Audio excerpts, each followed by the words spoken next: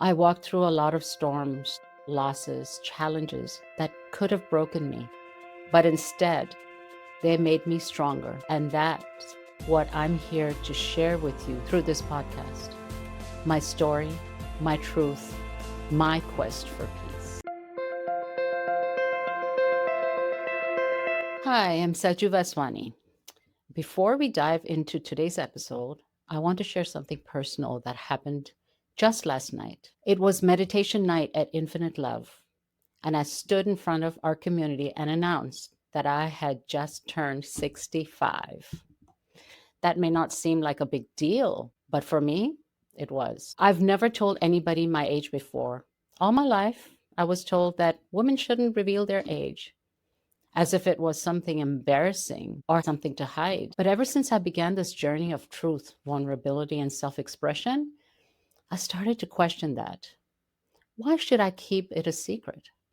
I'm not ashamed of my age. In fact, I'm proud that I've made it this far, proud to still be standing strong, intact, and filled with purpose. I walked through a lot of storms, losses, challenges that could have broken me, but instead, they made me stronger. And that's what I'm here to share with you through this podcast. My story, my truth, my quest for peace. So, where do you start your story?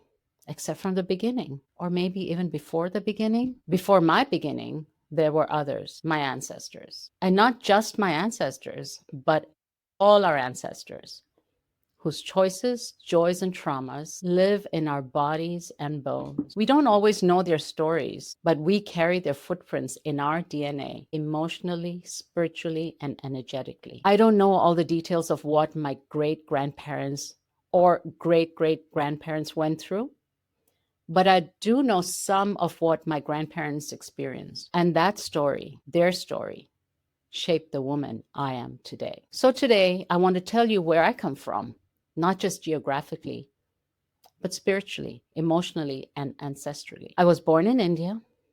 My roots go back to a region called Hyderabad, Sindh, which today lies in Pakistan. That's where my ancestors lived for generations. It was their homeland. We are known as Sindhis, a rich and beautiful culture with our own language, traditions, and way of life.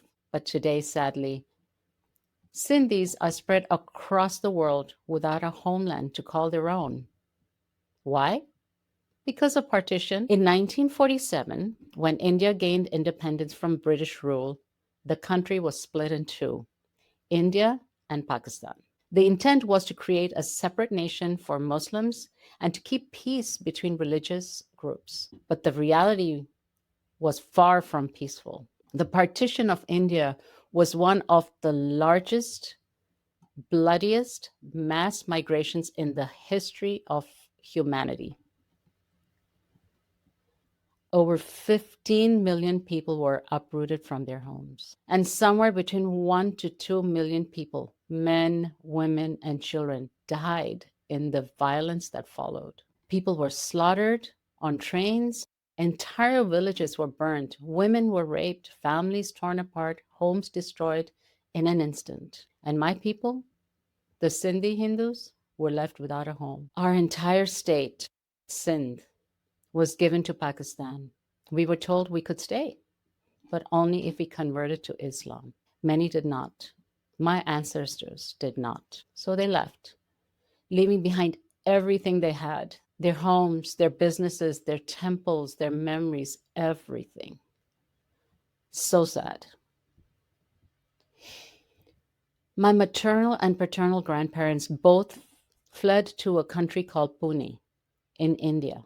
Many of those displaced were forced to live in crowded refugee camps, but my family was blessed to have relatives there who took them in, offered them a place to start over.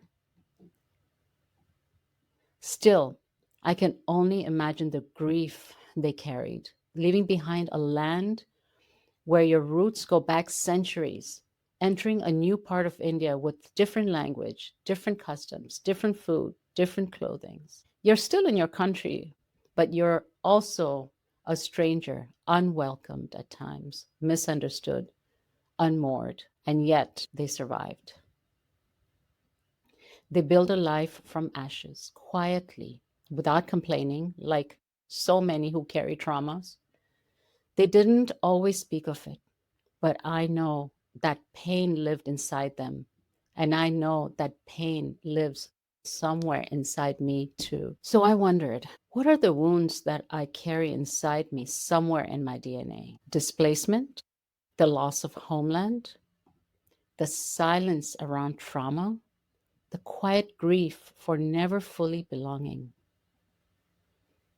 The gifts, resilience, the strength to start over, the compassion I feel for the marginalized, the forgotten, the invisible, and the fire that drives me to create spaces like infinite love, spaces of healing, safety, and remembrance. So before I talk about my life, the moves, the heartbreaks, the healing, I wanted to honor those who came before me, to say out loud what they may never have had the chance to say, to remember their losses and their courage, to begin not just with my voice, but their voices. And I invite you to reflect with me. What have you inherited? Not just the color of your eyes or the shape of your nose, but emotional legacy of your ancestors. What did they survive so that you could be here?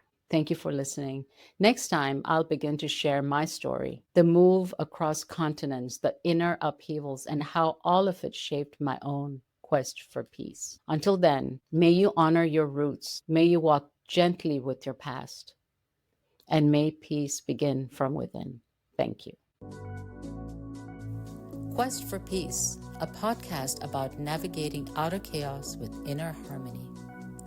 Whether you're seeking solace in the midst of life's challenges or simply curious about the profound connection between inner and outer peace, the Quest for Peace podcast is your guide on this transformative expedition.